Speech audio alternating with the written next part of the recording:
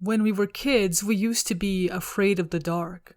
The darkness terrified us to the point we'd sleep with lights on, as if to put a tiny glimmer of hope contrasting against the engulfing darkness. Even so, our eyes would never really stop playing tricks on us. Shadows would dance around our walls and take on intimidating shapes. Mom would tell you, "Don't be silly, it's not real. It's just your imagination. It's all just in your head." So, are you still afraid of the dark? You must think, you're older now, those childish fears don't affect you anymore. In that case, let's do a little experiment, shall we? You're in a room, inside a house. There is some light in the room you're in, but the hallway outside, along with every other room as far as you can see, is dark. Even your light is minimal, as you only get a handful of candles. How long would you last by yourself? The monsters in our closets and under our beds that we saw when we were kids, that's why they exist. In the pitch black of darkness, our brains try to put faces and body parts onto abstract shapes and nothingness. You'll have to leave the room at some point if you want to leave the house. I challenge you to not, at the very least, hesitate. All the while, despite all this, you'll still be arguing with yourself. I'm not a kid anymore. Why am I scared? What is there to be scared of? Even if shadows dance around your room, it's just a candle. It's fine. There's no one and nothing here but you. But you see, darkness is uncertainty. Out of the corner of your eye, within the dark walls of the room, or even the pitch black of the hallway outside, you don't know what you saw. You don't know who moved or what moved. You can't see. You're not sure of anything. Well, hello there, dear viewers.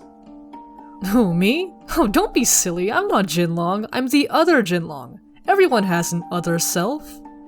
You know what time of year it is. Some love it because they get to consume so much sugar a diabetic would blush.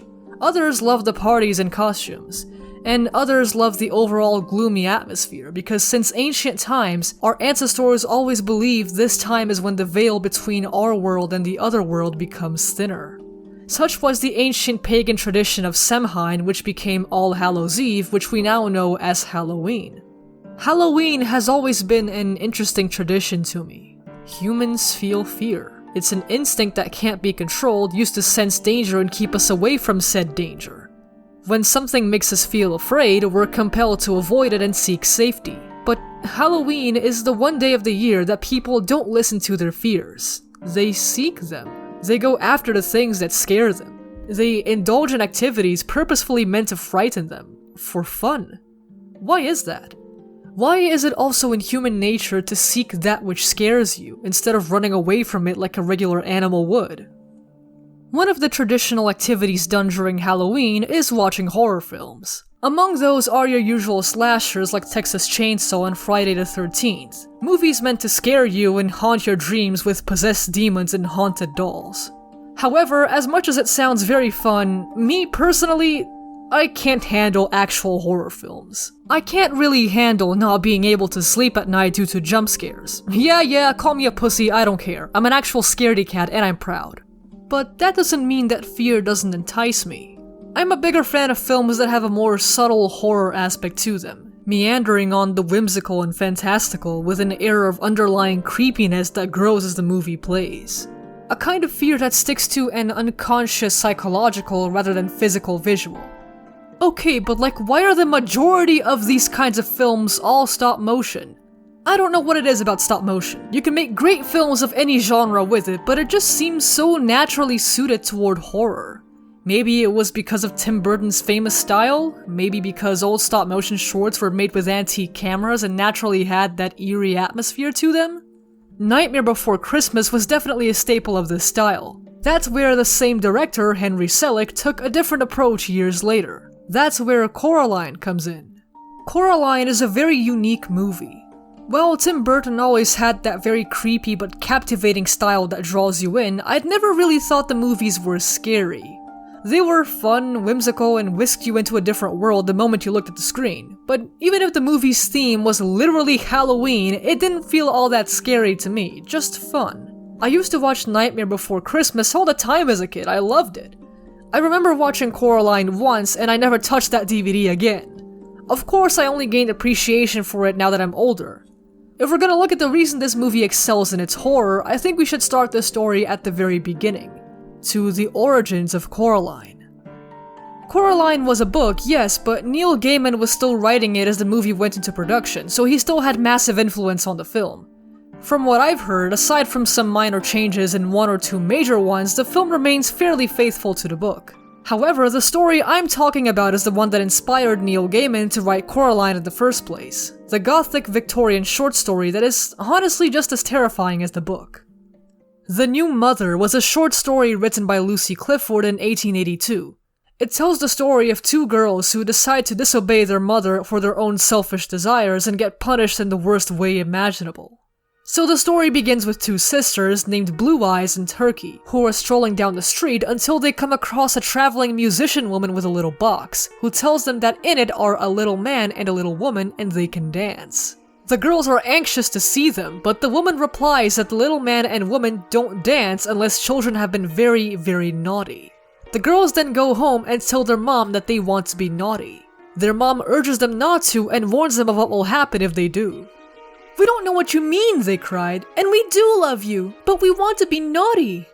"Then I should know you did not love me," the mother said. "And what should you do?" asked Blue Eyes. "I cannot tell. I should try to make you better." "But if you couldn't, if we were very, very, very naughty and wouldn't be good, what then?" "Then," said the mother sadly, and while she spoke her eyes filled with tears and a sob almost choked her.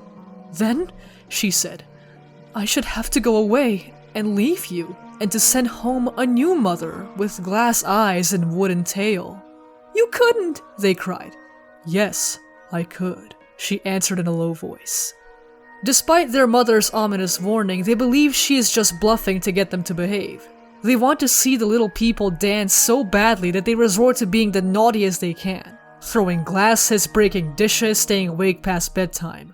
But every time they return to the woman, she tells them they haven't been naughty enough.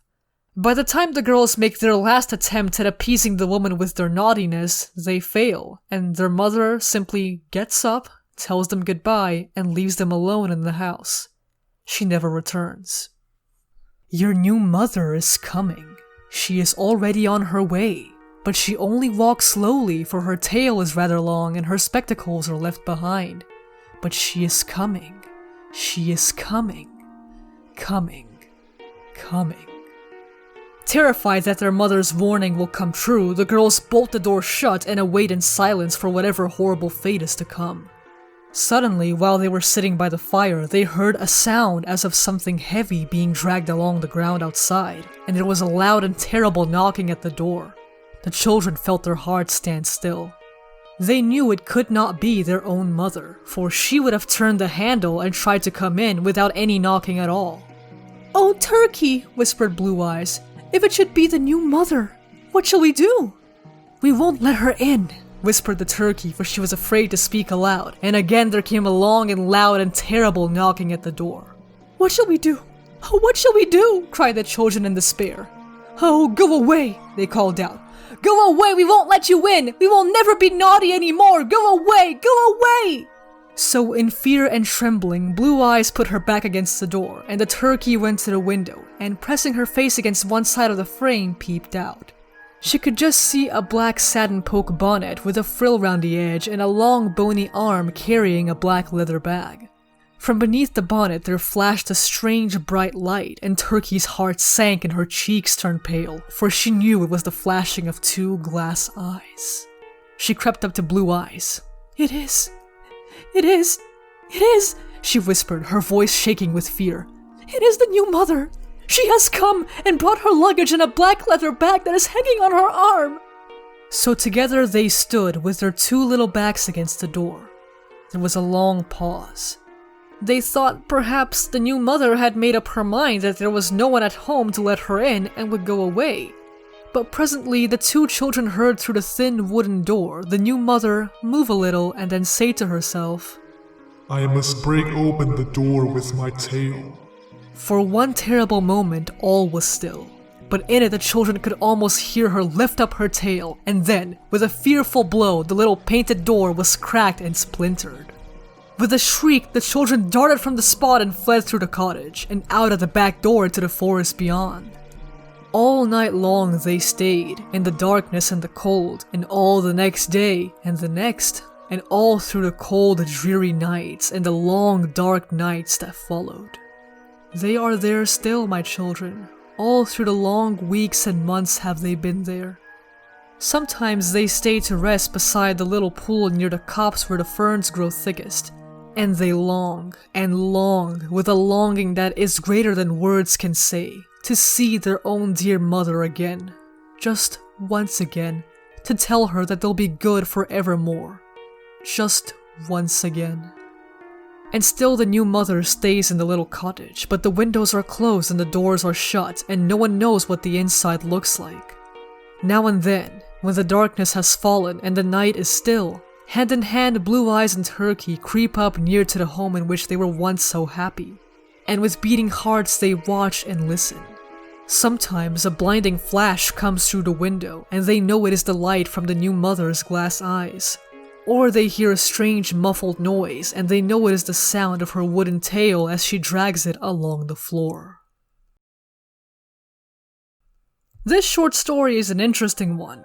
The new mother plays a major part in both the book and the movie Coraline. All of them have the central theme of appearing to be a fairy tale with many common tropes from classic literature, only for the tale to go horribly wrong. The new mother reads a lot more like a cautionary tale, a scary story a mother would tell her children to get them to behave. After all, though we don't realize it, being ripped away from your mother figure as a child and replacing her with another is quite terrifying. The new mother plays into that primal fear. Coraline takes this idea multiple steps further. So, why do we fear it? Why does it terrify us? In my opinion, two things: uncanny valley and fear of the unknown. The other mother and the entirety of the other world fit snugly into the uncanny valley. Everything looks the same as the real world and even better, but something is strange. Something is unsettling. Something is wrong. And that sense of wrongness presents itself at first very subtly. Other mothers staring at Coraline with her wide smile for a few seconds too long. Her button eyes sparkling when she talks to Coraline as if to suggest she isn't telling the full story. In the scene where the other mother gives Coraline the cake, the writing says "Welcome home" in cursive. It seems normal, but the O in home has two loops instead of one. According to graphology, it means the person writing is a liar. This implies that Coraline is welcome, but she is not home. There's many clever details like this that the filmmakers left on purpose, but they also left a lot of things unexplained or unknown precisely to feed the mystery. Coraline herself was specifically designed with bright colors to have her be a beacon of light against this bleak and dull world, but at the same time it isolates her and leaves her a lot more vulnerable to the rest of the dark elements. She literally wears blue and yellow, complementary colors, which when put together makes the whole composition stand out. One of the fundamentals of horror is to prey on isolation. Being in a scary setting in a group is comforting. Being alone is terrifying. And yes, Coraline spends the majority of the movie alone. This story might have Coraline as the main character, but it's really not about her in a traditional sense. There's actually quite a few comparable elements to Alice in Wonderland. The rabbit hole, the Cheshire Cat, the evil Queen of Hearts. Alice is the protagonist, but she is a passive protagonist, as in the story things mostly happen to her instead of her making things happen. For a part of the movie too, Coraline has things happen to her despite her being an active character from the get-go. She only really becomes active and has direct influence in the plot around halfway through. But the thing is, she chooses to be passive in a sense. She has a lot more control in her situation than most protagonists. It's her own curiosity and sense of naive bravery that compels her to press on into this world that isn't right instead of just exiting out the door any moment. The film puts a lot of symbolism emphasis on two elements: dolls and eyes. Dolls have a direct connection with control. The mice who lead Coraline into the other world are dolls. Wybie is a doll. The other mother calls Coraline our little doll. The other father at one point mentions he doesn't play his piano plays him. I think the filmmakers mean to make you ask yourself these questions. Who is the doll and who is the owner? Who plays with who? Who is being played with? And of course, eyes. The other world's button eyes trait wasn't chosen as a random thing for the sake of being spooky. In this world, things are not what they seem, and appearances can deceive. The witch's stone Coraline is given by the sisters is what helps her navigate the world of the Beldam, essentially revealing the truth and making the invisible visible whenever you look into it. In folklore, witches' stones are protective amulets against magic and witchcraft. Legend has it they can be used to ward off the dead, curses, illnesses, and nightmares. They let you see the invisible creatures from the land of the Fae, and open up a window to other realms. I don't know, could that tie in with the fairy circle Coraline visits constantly and throws the metal hand into? The Beldam's magic can only be pierced with the witch's stone, so maybe it can be some insight into what kind of monster the Beldam is. What was the purpose of the buttons? What do they represent? Well, they were shown very closely linked with dolls, so having buttons sewn into your eyes means you let the Beldam have control over you. Centuries ago, when a person died, their muscles contract, making it common for eyelids to shoot open, revealing lifeless eyes. To prevent that from happening during funerals, it was common for coins to be placed on eyelids to keep them shut, or even to sew them shut. Combining this with the symbolism of the ghost children, the button eyes have a strong connection with death. Maybe not literal, maybe it's the death of their person or their sense of self. For this part of the video, I'll actually mention that since I wasn't too big on horror, I decided I would consult with an expert. That expert happened to be my cousin, Shade Nocturne. He's a huge horror fan, and a lot of what I'll be saying up next is based on the very interesting info he told me. When it comes to horror, there's different types of it. Thriller, paranormal, and such. Coraline employs one of its basic elements to a T, preying on loneliness. Isolation is scary, which is why groups in horror films tend to be picked apart and killed off one by one. Another thing Coraline gets really right is the adult characters. Unlike a lot of horror films, the parents aren't neglectful because they're evil or don't care, it's just visible that they're under temporary stress and Coraline fails to realize that. They're competent characters, but they're given a lot of valid reasons to be failing their daughter. It makes both sides of the conflict very nuanced, and gives Coraline an organic reason to allow herself to be lured by the promise of a better world than hers. At one point, Shade said to me, "If you put yourself in a person's shoes and still end up running in them, then I guess the horror worked." That's when you know the film made you empathize with the characters and believe your fear of the unknown and uncertainty. The other mother evokes that fear pretty well because she's untrustworthy. She never plays fair when she said she would, and includes hints and subtle actions that her word alone can't be trusted. You can't even be sure if the spider-like form she takes at the very end is what she really looks like. So in a sense, you never actually see the monster's true form. And that's also an effective tool in creating fear. That's why the Blair Witch Project is scary. It's a lot easier to fear something if you can't see it and you don't know the true form of what you're dealing with. Coraline's horror derives from the primal childhood fear all humans have, being separated from their mother and having her replaced with someone or something else, something unfamiliar and intimidating. Maybe the Beldam is scary also because though she's a supernatural creature, her methods of tricking, luring, and kidnapping her prey has some resemblance to real life too. What mother doesn't fear her child being alone and vulnerable, only for some stranger to approach them and lure them away with treasures and treats and games to play? There's one last detail. They kind of omitted it in the film, but it was very present in the book. Every time Coraline went into the tunnel, she felt something was watching. Something was staring at her, right behind her, just out of reach, and it was much older than the Beldam herself. You ever get the sensation that you're being watched? Maybe you dismiss it after, you're just being silly, you're the only one in the room after all. But you can't shake that feeling in your stomach, that lingering sensation that something's behind you, just observing you from beyond where your vision can reach. Well, I just find it interesting that there is scientific proof that humans are hardwired to detect gaze. Must be some sort of lost survival instinct to stop wild cheetahs from devouring us or the like. But for some reason it's kind of a sixth sense that remains with us after thousands of years of evolution. In short, my friend, if you ever get the unshakable sensation that you're being watched, chances you probably are. Sweet dreams. Okay, but give me a sec, I want to point something out here. Some people think that because you film a stop-motion movie in a physical set with puppets, that it's not animation.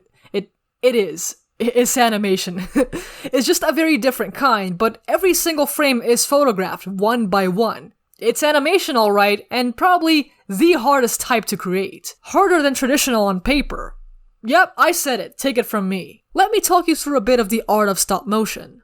Traditional paper at least gives you the luxury of going back and correcting shots. Remove drawings, add them, redraw things, adjusting the timing of actions, and so on. And things like corrections may be very time-consuming and expensive, but hey, at least they're possible. Yeah, when you're working in a stop-motion set, it doesn't really work that way. You photograph every frame one by one. If you make a mistake during a shot, you can't really go back and correct it, can you? You can't possibly place the puppet in the exact same position it was before. So if the animator makes a mistake, they reshoot the whole thing. Yes, really. Remake the entire shot because of one mistake. On average, stop-motion animators complete about 3 seconds of animation per week. That's how meticulous and arduous working with stop-motion is. The attention to detail that goes into making a stop-motion feature like Coraline is nothing short of awe-inspiring. Every single thing on the set was sculpted, painted, and assembled by someone, even the tiniest of unnoticeable props. And I think that's enough of me talking, right? I should show you. So here, take a look. Traditional paper has every frame drawn, meaning every frame is tangible. You can mess around with the timing and overall look of every drawing. This is an animation of a cat character from a local TV series that aired here in the late 2000s.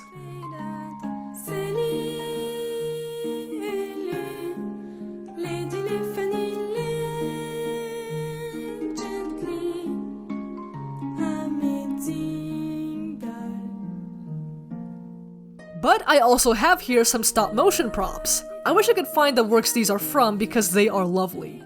We got this bunch of books all glued together. If you look closely, you can see the pages are actually blocks of wood. The covers are made of cardboard with patterned cloth on the outside, but from the correct angle, it looks very convincing. And this coffee plant is nothing short of impressive. Again, look very closely and you'll see the structure of the tree.